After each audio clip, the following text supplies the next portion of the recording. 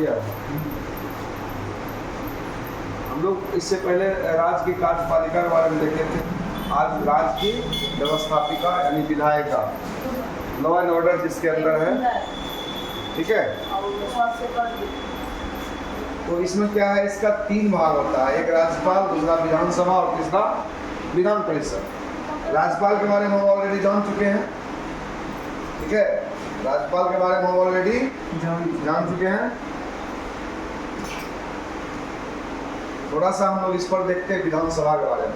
चूंकि विधानसभा और विधान परिषद 2 अंग होते हैं, द्विसदनात्मक होता है, लेकिन हर राज्य में ये दोनों सदन नहीं होते, ठीक है।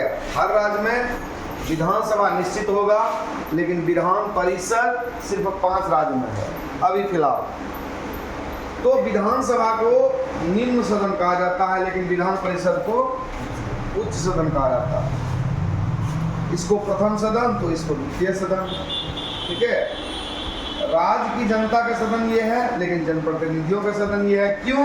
क्योंकि जनप्रतिनिधि ही इसको चुनते हैं, इसको राज्य की जनता चुनती है, ठीक है। जनप्रतिनिधि मतलब मुखिया से लेकर के विधायक तक, ठीक है। अनुच्छेद 170 के अनुसार इसकी संरचना का वर्णन किया गया है, जबकि 71 के अनुसार विधान परिषदों की संरचना का वर्णन है। इसमें अधिक से अधिक 500 सीट हो सकते हैं और कम से कम 7 होना चाहिए। लेकिन इसका एक अपवाद है कम से कम का, कि सिक्किम में 32 ही है और गोवा में 40 ही है। गोवा के अलावा मिजोरम में भी 40 ही है, ठीक है, मिजोरम में भी 40 ही है सभी। और उधर देखिए 40 से कम इसमें दिया है कि 40 से कम नहीं होना चाहिए, यानी कम से कम 40, जो कि तेलंगाना का है, ठीक है। सर्वाधिक जब आते हैं विधानसभा का, तो सबसे ज़्यादा विधानसभा सीट उत्तर प्रदेश में 403, महाराष्ट्र में 294, पश्चिम बंगाल में 288 और बिहार में 243। चूंकि आप एक चीज़ समझ लीजिए कि सरकार बनने का काम विधान परिषद से नहीं होता है, सिर्फ विधानसभा से होता है। जैसे बिहार में मान लीजिए 243 सीट है, तो इसका आधा कितना होगा, 122 प्लस 1, यानी 121 और 1, 122 सीट अगर आएंगे तो वो सरकार बना सकता है। विधान परिषद में क्या है नहीं, उससे कोई मतलब नहीं। यानी सरकार का गठन, मुख्यमंत्री का चयन, जो कुछ भी होगा वो विधानसभा से होगा, विधान परिषद से नहीं होगा, ठीक है। अब इसका जो चुनाव होता है सार्वभौमिक वयस्क मताधिकार के द्वारा होता है, यानी जिसकी उम्र 18 साल या उससे अधिक है वो इसमें वोटिंग करते हैं, और उस वोटिंग में जीतने वाले लोग जो बहुमत में आते हैं तो उससे सरकार उनका बनता है, ठीक है। लेकिन नहीं भी सरकार बनता है तो विधानसभा में तो वो रहते ही, विधानसभा सदस्य कहलाते हैं, ठीक है, जिसको क्या कहते हैं, MLA, यानी मेंबर ऑफ लेजिस्लेटिव असेंबली, ठीक है। और इसको क्या कहते हैं, MLC, member of legislative council, ठीक है। इस चीज को भी जान लीजिए, समझ गए बात को। अब इसमें जो इसका चयन होता है, क्योंकि 5 राज्य में ही है, U for Uttar Pradesh, M for Maharashtra, Bihar, Karnataka और तेलंगाना। सबसे अधिक सीट कहाँ है उत्तर प्रदेश में, लोकसभा विधानसभा में भी और विधान परिषद में भी सबसे ज़्यादा सीट उत्तर प्रदेश में है। दूसरे नंबर पर महाराष्ट्र इसमें भी आता है, इसमें भी महाराष्ट्र दूसरे नंबर पर है।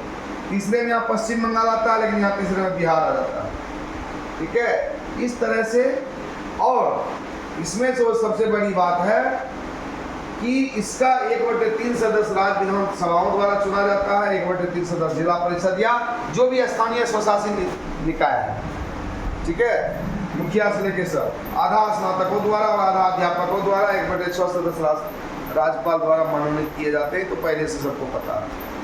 इस तरह से अब इन दोनों का काम क्या क्या है वो हम नेक्स्ट स्लाइड में देखेंगे, ठीक है।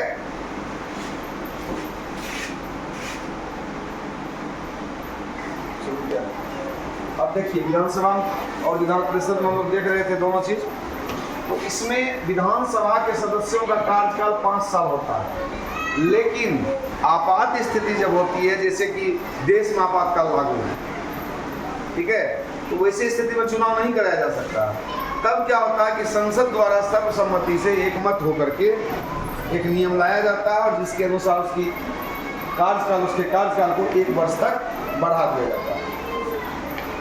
उसके बाद क्या है कि उसकी योग्यता, भारत का नागरिक तो होना ही चाहिए, क्योंकि बांग्लादेश का नागरिक यहाँ का मुख्यमंत्री या विधानसभा सदस्य नहीं बन सकता। जिस तरह अभी उत्तर प्रदेश का नागरिक भी मास्टर बन सकता है, ठीक है ना,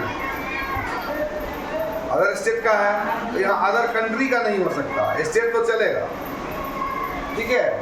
उसके बाद अनुच्छेद 178 कहता है अध्यक्ष एवं उपाध्यक्ष का पद। अध्यक्ष क्या है कि विधानसभा की अध्यक्षता तो करता ही है, सदन को संचालित करना, कोई विधेयक धन विधेयक है या नहीं, इसका फैसला कौन करेगा, इसका निर्णय अध्यक्ष करता है, अध्यक्ष, ठीक है, ये अध्यक्ष और उपाध्यक्ष है।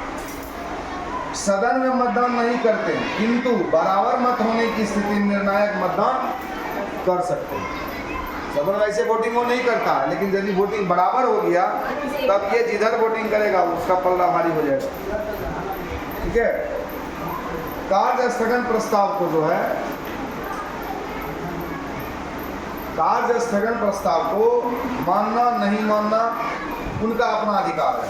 अव्यवहारिक आचरण करने पर, असंसदीय भाषा का प्रयोग करने पर किसी भी विधानसभा सदस्य को वो खुद से बाहर निकाल सकता है या मार्शल के द्वारा उनको बाहर किया जा सकता है, ठीक है। ये अध्यक्ष का काम है और ध्यान रखिएगा कि अध्यक्ष जब नहीं रहेंगे तो उपाध्यक्ष उसका काम करता है, ठीक है। अब आ जाइए इधर, इसमें बहुत ज़्यादा कुछ है नहीं। कार्यकाल इसका भी वही हाल है। कार्यकाल क्या वर्ष है, 6 वर्ष तो है ही ऑलरेडी।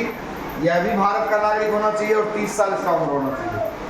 अच्छा, अब इससे पहले आप जानते थे कि जम्मू कश्मीर में भी विधान परिषद का सीट था, लेकिन जम्मू कश्मीर पुनर्गठन अधिनियम के द्वारा यानी 2019 के द्वारा वहाँ से विधान परिषद को हटा दिया गया, ठीक है।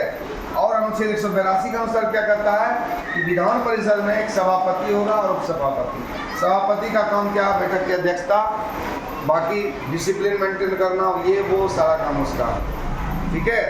इस तरह से आपका विधानसभा और विधान परिषद दोनों, जो कि व्यवस्थापिका के अंतर्गत, विधायिका के अंतर्गत आता है, वह आपका राज्य का समाप्त हो गया।